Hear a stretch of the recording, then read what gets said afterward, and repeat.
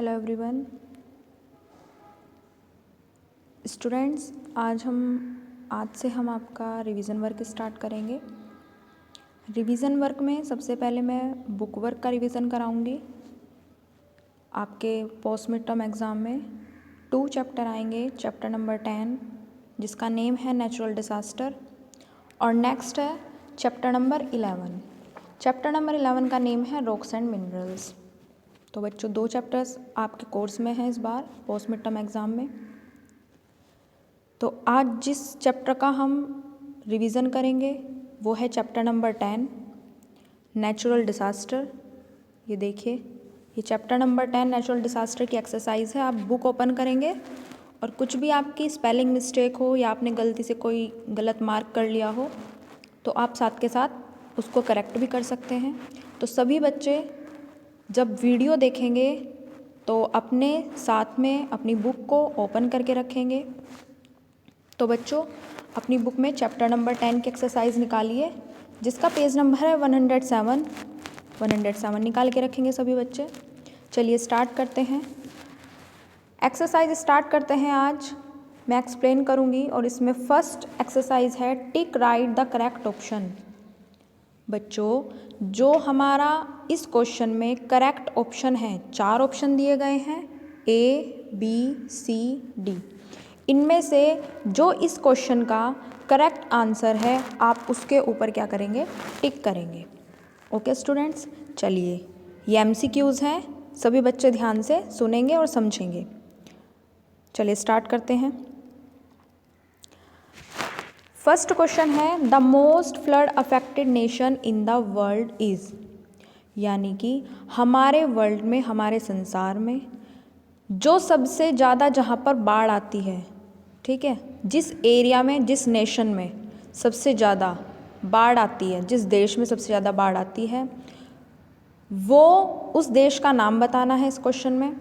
तो जब मैंने आपको चैप्टर एक्सप्लेन कराया था तो उस एक्सप्लेनेशन में मैंने आपको बताया था कि सबसे ज़्यादा बाढ़ जिस देश में आती है उसका नाम बताया था। तो अगर बच्चों आपने अगर ध्यान से वीडियो देखी होगी तो आप ज़रूर इसका आंसर बता देंगे। अगर आपने ध्यान से वीडियो नहीं देखी होगी तो सबसे पहले सभी बच्चे यूट्यूब के लिंक पर जाकर अपनी वीडियो ओपन करेंगे इस चैप्टर की और सबसे पहले उस वीडियो को ध्यान से समझेंगे।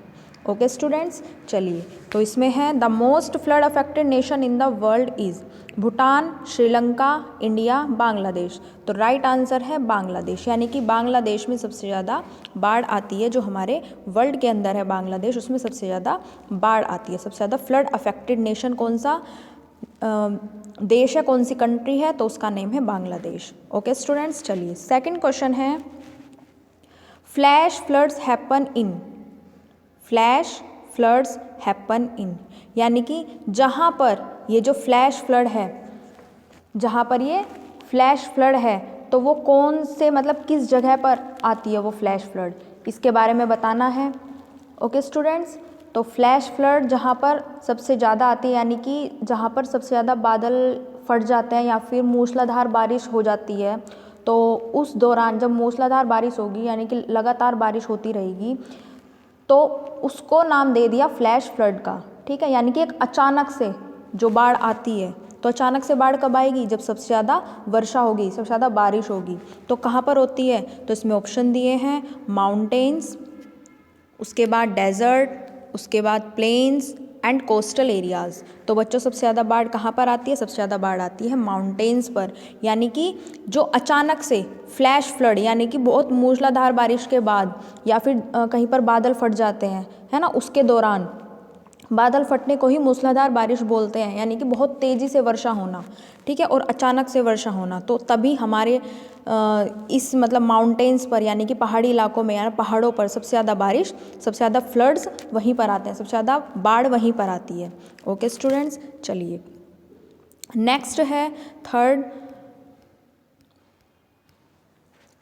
हरिकेन रेफर्स टू, हरिकेन को क्या कहा गया है, क्या रेफर्स करके बुलाया गया है, या फिर हरिकेन का दूसरा नाम क्या है, ऐसे बोल सकते हैं। तो इसमें 4 ऑप्शन है।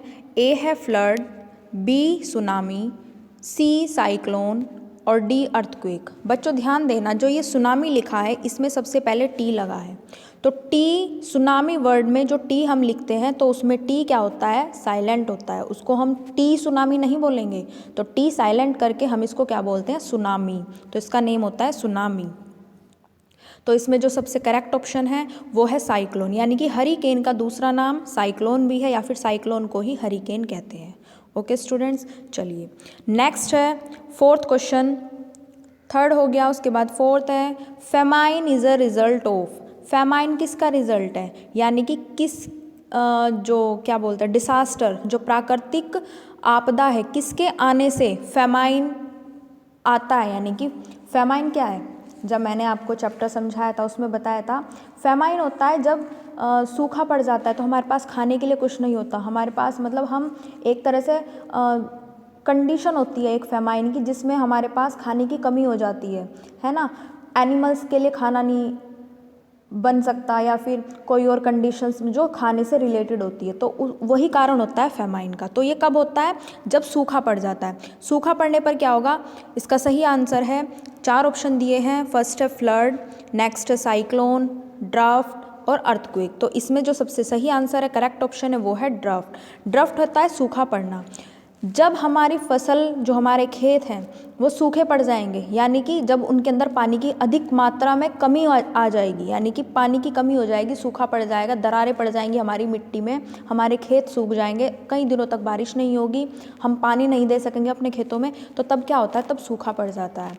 सूखा पड़ने से क्या होगा, जो हमारी फसलें होंगी वो बर्बाद हो जाएंगी, जितनी हमारी फसलें होती थी जिसमें हमारा अनाज पानी सब कुछ होता था वो हमारा नहीं होगा, वो नहीं होगा तो हमारे पास खाने की कमी आ जाएगी। तो उसी को ही बोलते हैं, वो कंडीशन किसकी होती है, फेमाइन की कंडीशंस होती है, तो उसी को ही ड्राफ्ट बोलते हैं जिसका नाम है सूखा पड़ना। ओके स्टूडेंट्स, चलिए नेक्स्ट क्वेश्चन है फिफ्थ, जो लास्ट है fifth question. In 2004 South Asia was hit by a. 2004 में साउथ एशिया को किसने हिट किया था, किसके द्वारा हिट किया गया था, यानी कि क्या टकराव हुआ था, है ना, क्या चीज़ टकराई थी। तो 4 ऑप्शन है, अर्थक्वेक आया था, फ्लड बाढ़ आई थी, सुनामी आई थी, या फिर ड्राफ्ट सूखा पड़ा था। तो सबसे ज़्यादा साउथ एशिया को किसने हिट किया था, यानी कि सबसे ज़्यादा मुसीबत बोल सकते हो कि साउथ एशिया के ऊपर 2004 में किस चीज़ के, किस आपदा के कारण, किस नेचुरल डिसास्टर के कारण उसके ऊपर मुसीबत पड़ी थी आके, तो वो था सुनामी। यानी कि सुनामी जब आई थी तो साउथ एशिया पूरा डिस्ट्रॉय हो गया था। ये 2004 की बात है। जो सबसे ज़्यादा झटका लगा था साउथ एशिया को, तो वो किस चीज़ से लगा था, वो थी सुनामी। ओके स्टूडेंट्स, चलिए अब नेक्स्ट क्वेश्चन है आपका, right the correct term.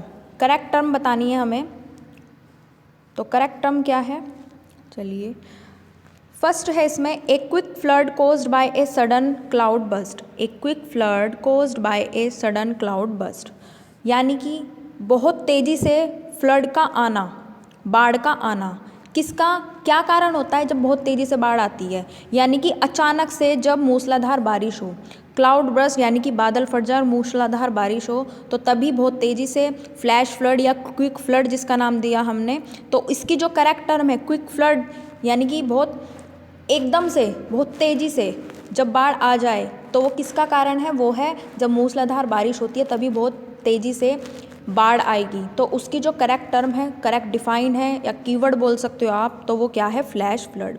Flash flood में ही ऐसा होता है जब बादल फटते हैं, मूसलाधार बारिश होती है तो बहुत तेज़ी से बाढ़ आती है। नेक्स्ट है second question, A disease caused during a cyclone, यानी कि साइक्लोन के दौरान जो डिजीज़ आई थी, यानी कि बीमारी जो बनी थी, बीमारी साइक्लोन के कारण जो बीमारी आई थी, तो वो थी कोलेरा एंड जॉन्डाइस। यानी कि कोलेरा और जॉन्डाइस साइक्लोन में पैदा होने वाली बीमारी है। यानी कि जब साइक्लोन का मतलब जब बहुत तेज़ी से हवा एक रोटेट करती है, हवा बहुत तेज़ी से, बहुत स्ट्रोंग, यानी कि उसकी चपेट में अगर कोई भी चीज़ आ जाए तो वो उसको साथ अपने साथ खींच के ले जाए, तो वो होता है साइक्लोन। ठीक है, वो पानी में भी बन सकता है और वो आपके विंड में भी, हवा में भी बन सकता है। ठीक है, तो वो रेत का गुब्बार भी बन सकता है। ठीक है, तो वो होता है साइक्लोन, और जिसमें कोलेरा और जॉन्डिस 2 बीमारी हमारी आई थी। उसके बाद है third question, N extended period of low और नो वाटर अवेलेबिलिटी, यानी कि जब एक सीमा मतलब एक टाइमिंग हो जाती है जब हमारे पास ना तो पानी अवेलेबल होता है और ना हमारे पास कम समय होता है, पानी भी नहीं होता, तो वो क्या होता है, सूखा, यानी कि एक लंबे टाइम तक हमारे पास खाने के लिए कुछ नहीं होता और पानी नहीं होता हमारे पास। पानी के कारण हमारी जो ज़मीनें हैं, हमारे जो खेत हैं जहाँ पर हम खेती करते हैं वो सूख जाते हैं, तो उसको क्या बोलते हैं, ड्राफ्ट, सूखा पड़ना। ठीक है, सूखा पड़ने के टाइम जो हमारी बारिश है, जो बारिश लगातार होती है वो बारिश नहीं होती, तो वो क्या होता है, एक बहुत लंबे टाइम तक अगर बारिश होती भी है तो बहुत कम होती है, या फिर एक लंबे टाइम तक बारिश होती ही नहीं है, यानी कि पानी की बहुत कमी हो जाती है, बहुत कम मात्रा में हमें पानी अवेलेबल होता है, तो तभी क्या पड़ता है, सूखा पड़ता है, तो उसी को ही क्या बोलते हैं, ड्राफ्ट बोलते हैं। ओके स्टूडेंट्स, नेक्स्ट है, फर्स्ट हो गया, सेकंड हो गया, अब आते हैं थर्ड पर। एंड फोर्थ क्वेश्चन है, the plates that makeup the surface of earth. The plates that makeup the surface of earth, यानी कि अर्थ की जो सरफेस है उसके अंदर जो प्लेट्स होती हैं, जिसको हम क्या बोलते हैं, टेक्टोनिक प्लेट्स जिसको हम बोलते हैं।